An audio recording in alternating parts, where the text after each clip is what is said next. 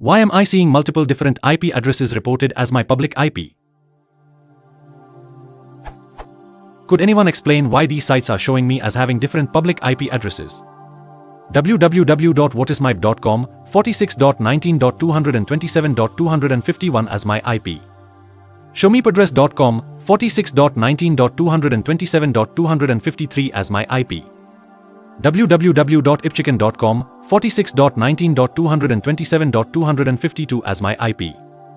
www.mypadress.com 46.19.227.250 as my IP.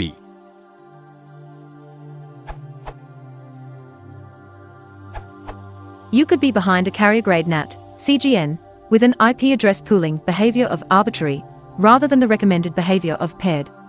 See this URL. Or you could be behind a transparent HTTP proxy that causes similar problems, but only for HTTP.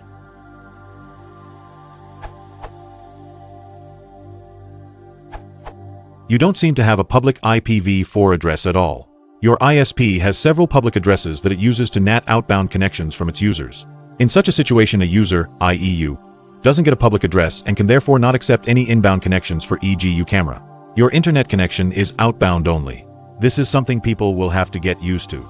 The world is running out of unassigned IPv4 addresses, so sharing IPv4 addresses amongst multiple customers will become the norm.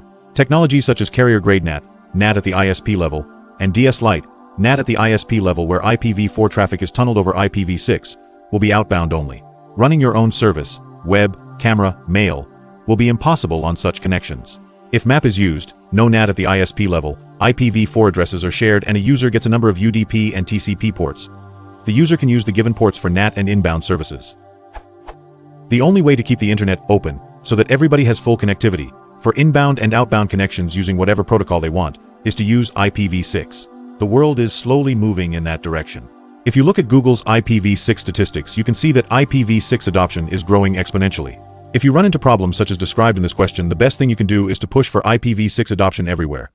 Your home ISP, your mobile provider, your office, etc. Otherwise we'll end up in a situation where e.g. having a home camera reachable from the internet will become technically impossible. If you want to support the channel, please consider liking and subscribing.